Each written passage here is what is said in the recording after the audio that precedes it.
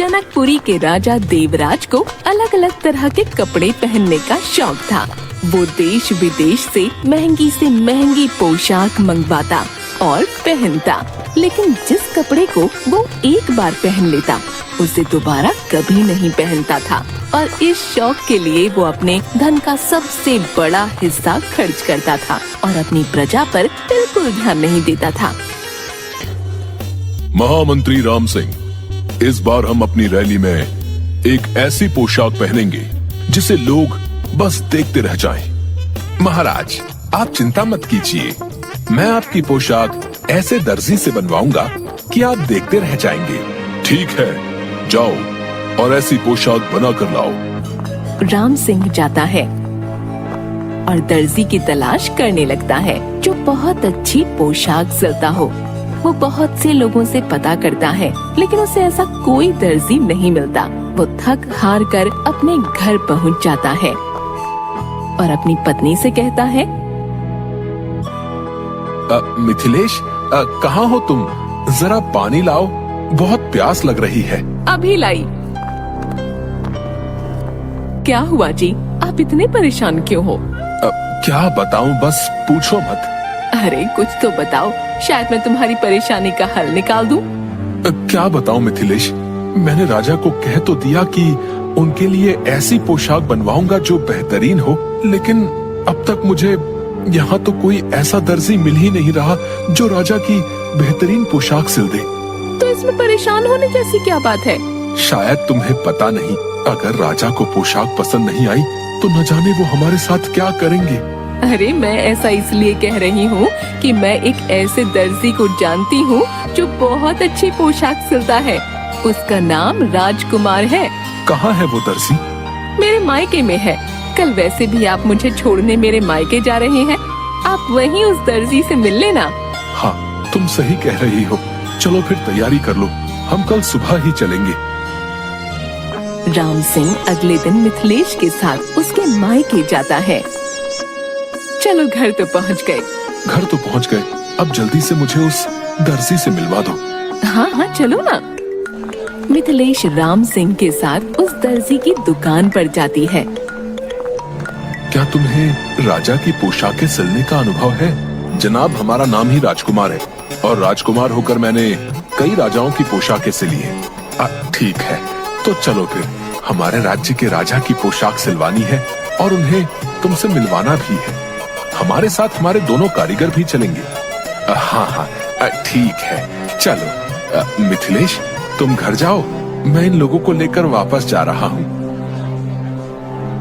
इतना कहकर राम सिंह उन लोगों के साथ आ जाता है और अगले दिन उनके साथ महल पहुँचता है।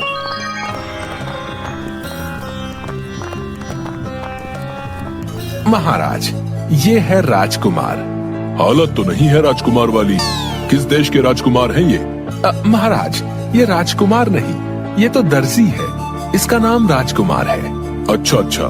महाराज, मैंने बहुत से राजाओं की पोशाकें सिली हैं और इसके लिए मुझे बहुत इनाम भी मिले हैं। ठीक है, तो तुम मेरी भी पोशाक सिलो, लेकिन ध्यान रखना, अगर पोशाक अच्छी नहीं बनी तो तुम्हें मृत्यु दंड दिया जाएगा। अरे इस मूर्ख राजा को अगर मेरी बनाई हुई पोशाक पसंद नहीं आई तो ये सच में कहीं मौत के घाट न उतार दे। कुछ सोच राजकुमार, कुछ सोच। देवराज की ये बात सुनकर राजकुमार थोड़ा परेशान हो गया, लेकिन बुद्धि का इस्तेमाल करते हुए उसने कहा, महाराज, मैं आपके लिए ऐसी पोशाक तैयार करूंगा जिसे अन्यायी, बेईमान और मूर्ख व्यक्ति नहीं देख पाएगा, और ऐसा कपड़ा पूरी दुनिया में किसी भी राजकुमार के पास नहीं है। राजकुमार की बात सुनकर राजा उतावला हो गया। जल्दी बताओ, फिर ये पोशाक कितने दिन में तैयार हो जाएगी? जल्दी बताओ। महाराज, 1 से 1.5 महीना तो लग ही जाएगा। ठीक है, मैं तुम्हें 1 से 1.5 महीना देता हूँ, लेकिन उसका मूल्य क्या देना होगा? महाराज, 500 स्वर्ण मुद्राएं दे दीजिए।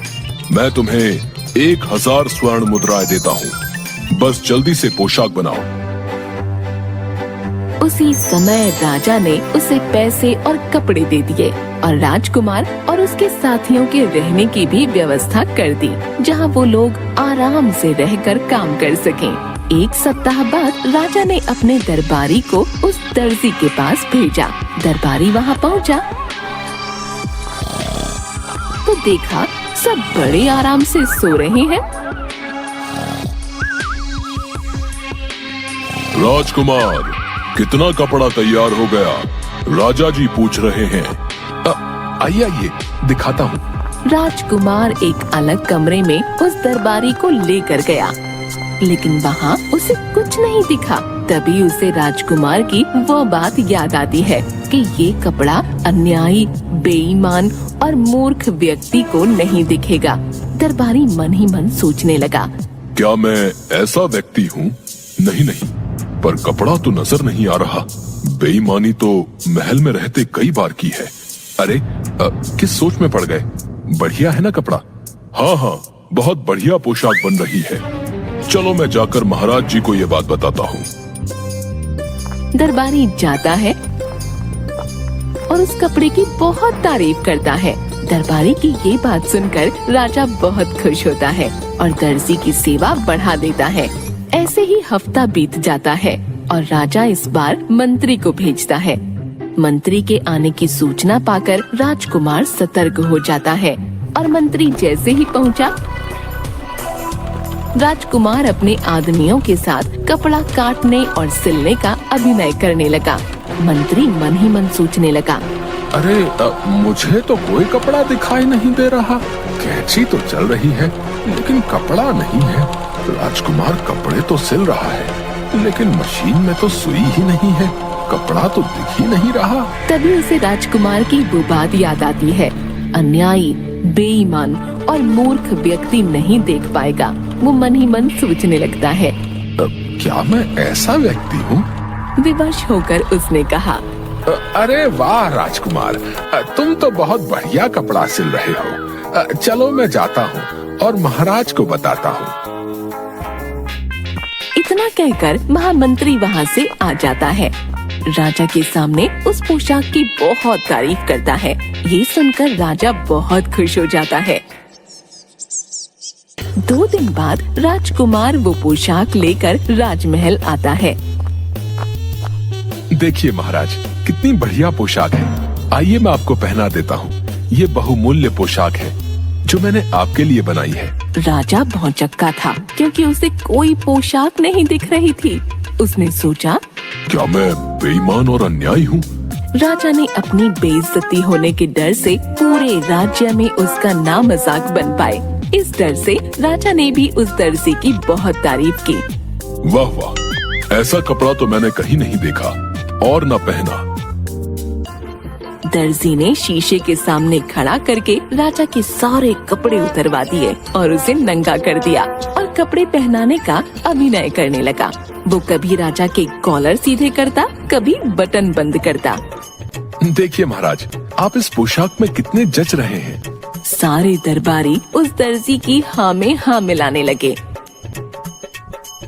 वाह महाराज वाह, क्या सुंदर कपड़ा है। ऐसा कपड़ा तो हमने कभी नहीं देखा। राजा ने तुरंत उसे स्वर्ण मुद्राएं दी और मुद्राएं लेकर वो वहाँ से 9-2-11 हो गया। राजा इधर अपने कपड़ों को पहनकर रैली निकालने लगा और सारे लोगों ने उसकी बहुत तारीफ की, क्योंकि जनता को पता था कि अन्यायी, बेईमान और मूर्ख व्यक्ति ये कपड़ा नहीं देख पाएगा। तभी वहाँ खड़े एक नन्हे बच्चे ने कहा, अरे राजा तो नंगा है, राजा तो नंगा है। सारे लोग बच्चे का मुंह ताकने लगे और लोगों ने एक आवाज में कहा, राजा तो नंगा है, राजा तो नंगा है। अब राजा को अपनी मूर्खता का एहसास हुआ। शर्म के मारे वो जमीन में धंस गया।